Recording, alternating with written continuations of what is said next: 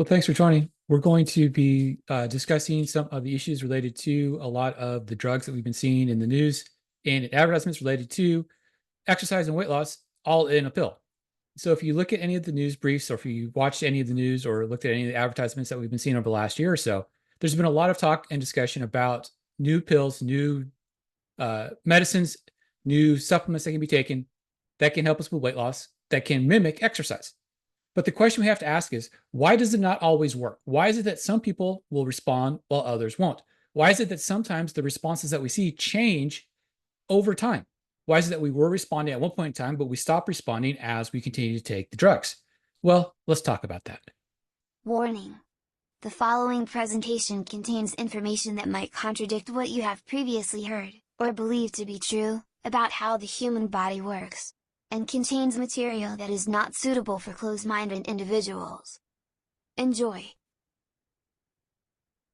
So we're going to focus the discussion here looking at exercise mimics in particular, and the way in which exercise mimics are going to function as relates to encouraging weight loss or encouraging changes in overall health. When we start talking about exercise mimics, we're talking about drugs or dietary supplements that are going to mimic the physiological effects that we can get from exercise, regardless of what type of exercise we're looking at. When we start looking at this, we have distinct types of medications that have come online over the last few years, which include the ERR activators, the PPAR activators, the AMPK agonists, as well as the GLP-1 agonists that have gotten a lot of the attention more recently, which includes stuff like Ozempic. But we also have the anorexic and anorexic regulators. When we start looking at all these various types of mimics outside of the GLP-1 agonists, we tend to have a lot of supplements that we would take that will also function very similar to these exercise mimics. The assumptions being made as it relates to the use of these exercise mimics based off of the benefits that can be obtained from exercise in disease prevention is linked to 5 distinct factors, 5 distinct ideas. The first idea is that health issues is all about glucose homeostasis. The second idea is that weight loss is all about energy balance. The third idea is that weight loss and disease issues is all about mitochondrial functions. The fourth one is all about lipid utilization as fuel or for energy, ignoring what adipocytes do in terms of overall health. And the last one is that if you are overweight, you automatically have some sort of metabolic issue.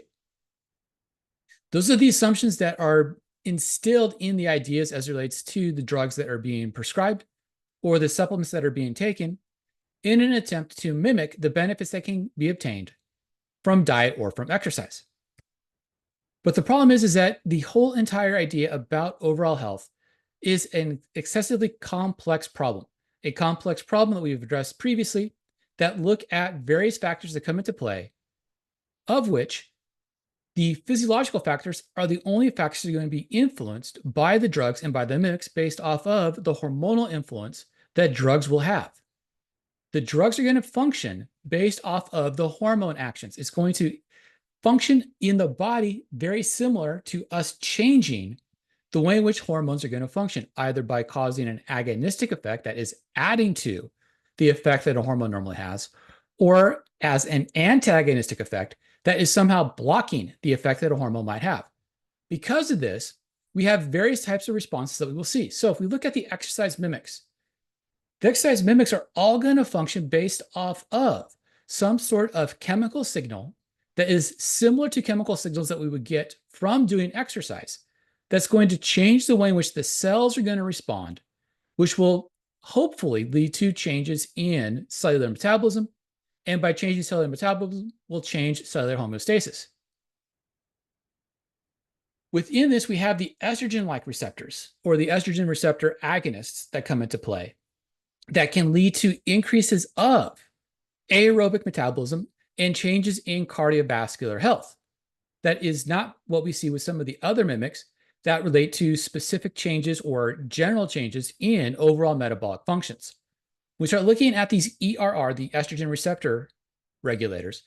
What we're looking at is changes in the way in which skeletal muscle is going to function, the way in which the mitochondria is going to function, which is ultimately going to lead to an increase of endurance. Very similar to what we would get if we were to go and do endurance exercise without necessarily having to do the endurance exercise. We'll get to why this might be problematic here in a second. If we look at the way in which these estrogen receptor agonists are going to function, it's going to change a lot of our homeostatic pathways. A lot of our homeostasis going in is going to hopefully reverse some of the health issues that we're attempting to reverse by taking the drugs, whether that be insulin sensitivity, whether that be increased inflammation, whether that be reactive oxidative species issues, whether that be hypertrophy issues, in which we're able to change the way in which the body is responding that's going to make us healthier through use of these estrogen receptor agonists. Now, one of the ones that has come into play over the last year and a half that has become more popular, particularly within the last year, has been the GLP-1 agonists. The GLP-1 agonists were predominantly used for diabetic treatments in an attempt to help with the homeostatic regulation of glucose by slowing the liver's production of glucose through a process known as gluconeogenesis, where it would take glucose metabolites based off of hormone signals and produce additional glucose when we notice that glucose levels are low. With the diabetic, because of the irregularity in glucose homeostasis, that is, they're not regulating glucose correctly, the liver would inadvertently respond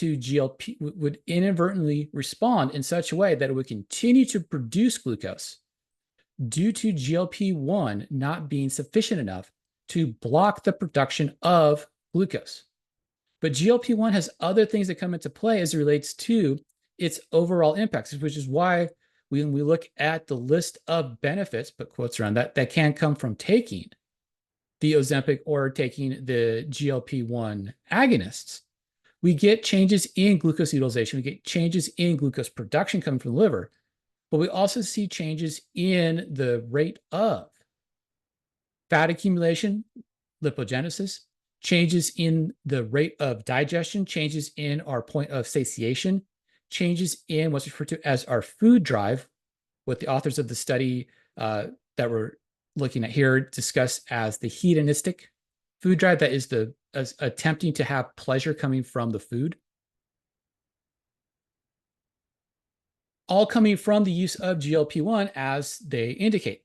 The problem is that all of the functions of the hormones that we see, all the actions that we see, because they're hormonal actions, because they're physiological actions, are susceptible to the SAID principle, the SAID principle of adaptations by the body, but in particular, adaptations at the cells as it relates to the receptors that we're going to see and the actions of those receptors. What's going to happen is that based off of the cellular responses taking place, the cellular metabolic changes taking place, the cellular metabolic signals taking place, the cells are going to regulate how they want to respond to the drugs, because the drugs are there as a mimic for normal hormones, whether those be the traditional thought about hormones or the simple chemical signals that function as hormones. And so what we have to do is we have to look at, okay, what types of functions are we going to see in terms of actions? And this is where we get into our regulations, our upregulation, our downregulation. And so what ends up happening is that as we start to have changes in activation sequences, changes in the way in which the cells are going to respond to the various pathways, if we start seeing too much of a response taking place within cells, we're going to see those cells pull down receptors in an attempt to not have such a robust response as what should take place. Because when they're being overstressed, they start to develop what we can think of as a phantom symptom or a phantom stress within the cell. This is where, in terms of the drug is causing the cell to do too much of the response. And because there's too much of the response, the cell is going to pull receptors out so that it will not overly respond to the drug, so that's able to maintain its own homeostasis. This is going to slow down the rate of response that we might see This is where we'll start seeing differences in individual responses where we can have a non-responder, a low responder, a moderate responder, or a high responder, all based on how those receptors are being pulled down from or downregulated within the cell. Opposite of that, we get what's referred to as the upregulation. This is where we're not getting enough of a response coming into play. And in order to get the appropriate response, we have to put in additional receptors so that the stress that the cell is exhibiting is going to be able to be treated by the hormones in circulation and by the medicine mimicking that hormone in circulation in such a way that it's able to get the appropriate response to eliminate the stress, to eliminate the disease state that it is feeling during the time. So this is where we have these health issues coming into play. And what the drug is doing is it is causing the cell to respond in such a way so as to minimize the stress that is causing that disease. And what the cell is going to do is it's going to upregulate, it's going to cause more receptors to be available for that drug to interact with. This is where we're going to start to have some sort of dependency on the drug start to take place, because we need to have more and more of that drug present in order to get the responses that we're hoping to get. Now, for most individuals who are taking a lot of these mimics, particularly the GLP-1 mimics, if they happen to have a health issue, a metabolic issue, they are already having metabolic dysregulation, DYS regulation. And that metabolic dysregulation means that we're not responding normally. We're having what's referred to as an insensitivity or a change in sensitivity to the signals coming into play. And so when we start looking at those changes in signals coming into play, one of the things that we start looking at is the fact that the cell itself is not exhibiting the same stress that the drugs are attempting to treat for the rest of the body. So we have two different stresses here. We have the stress within the body that we're trying to help out, but we have a stress in the cell that is different than the stress that we see within the rest of the body. What the cell is going to do is it's going to inhibit the activation that should be taking place. It's going to inhibit the responses to the drug so that it does not get overworked. The problem is that we start taking more drugs because we're not seeing the responses that we want to see. As that takes place, the cell itself starts to go into an overload stress. It starts to go into an overload stress because it's trying to keep its own homeostasis while the rest of the body is exhibiting a different homeostatic stress that the drug itself is trying to counteract. And what this is going to do is this is going to minimize the overall response that we see. For a lot of the metabolic diseases that we see, whether it be the type 2 diabetes, whether it be hypercholesteremia, high cholesterol levels, whether it be dyslipidemia, too much lipids in the blood, whether it is blood pressure regulation, hypertension, all of those factors come into play when we start looking at this dysregulation due to insensitivity to hormone signals.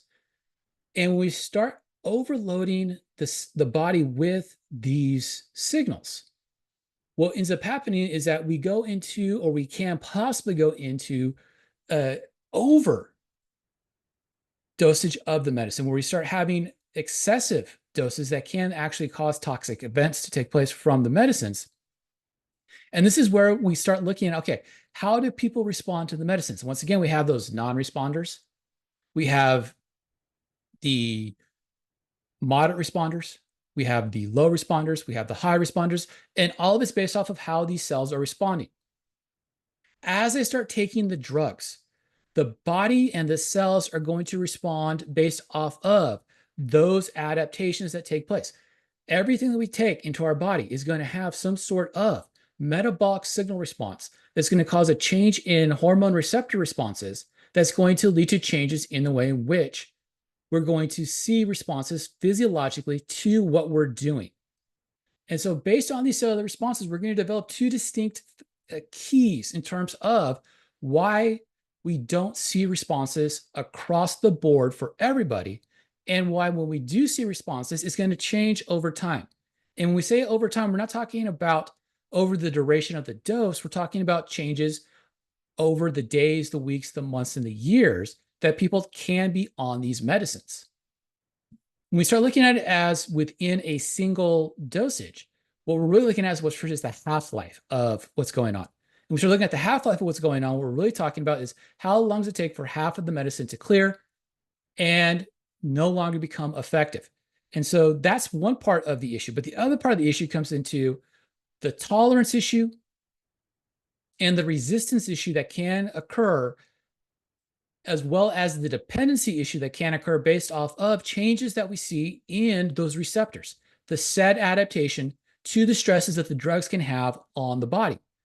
And so when we start looking at this tolerance issue, what we're really looking at is what is the drug's effect if we keep the dosage the same. Same thing if we're looking at in terms of resistance. This is if I keep the dosage the same, the effectiveness of that drug is going to slowly start to decline.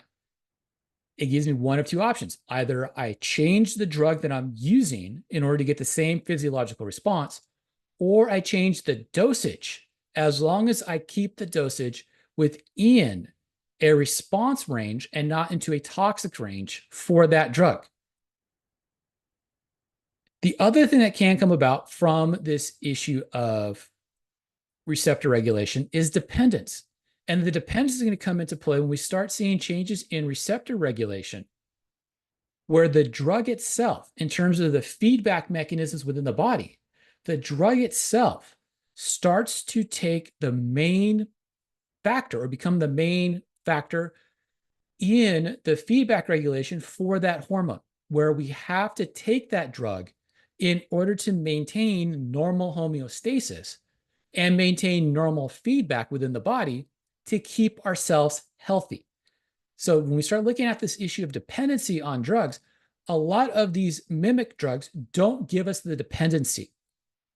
There are some drugs that look at in terms of cholesterol regulation and in terms of blood pressure regulation that can have some sort of physiological dependency to it. But a lot of those medicines lead into a tolerance issue where we have to start changing dosage amounts. We have to start changing the type of medicines that are being taken in order to get the same benefit that we see.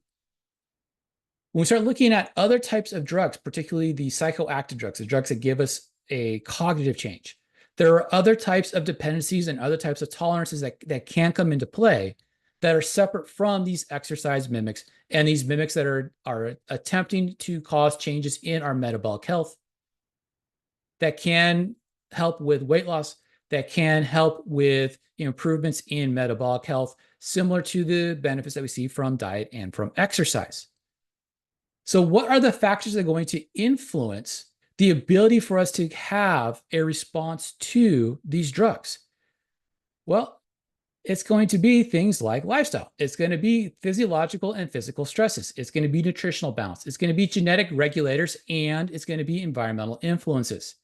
It's all the same factors that we saw in the complex problem in terms of what leads to overall health. The things that lead to overall health are going to be the same factors that are going to come into play as to whether or not we see responses from the drugs. If we are lacking in responses to hormones, taking the drugs will increase the hormonal influence on our physiological factors that can influence our overall health and can have a positive influence on our body morphology. However, if we are not lacking in hormonal influence and we are taking these drugs or supplements that are meant to influence the hormonal factors, we can actually shutter, we can actually slow down the hormonal responses, the genetic influences on the physiological factors, that instead of getting the positive body morphology changes and the positive overall health changes, we start to see stagnation in the overall health changes. We actually can see a reversal of positive benefits to overall health. So what are the things that are going to influence whether or not exercise can come from a pill, or whether weight loss can come from a pill, and why doesn't everybody respond the same way? What are the things that are going to come into play that's going to influence us? The fact that medications are going to be linked with other stresses in order to get responses, that the receptor action is going to be at play, that the medications cannot function independent of lifestyle modification towards a pro-health Attitude. Simply taking the medicines will not provide a great enough stress to have long-term benefit from the medication. The impact that the medications have will wane, will reduce over time, meaning we either have to change the medications that we're taking, increase the dosage of the medication that we're taking,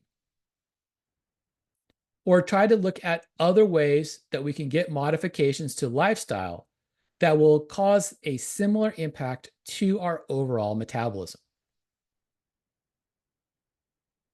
Well, thanks for watching. There is more on this topic in the podcast, so please feel free to check that out with an extended discussion on the topics that we just went through. Please make sure you're following us on all the various platforms here on YouTube, as well as the podcast, the written stuff in Substack, as well as the quick takes on Instagram and on Threads. Check out the written stuff that we're publishing, such as the latest book, Dogmatic Diets, with children's books to follow.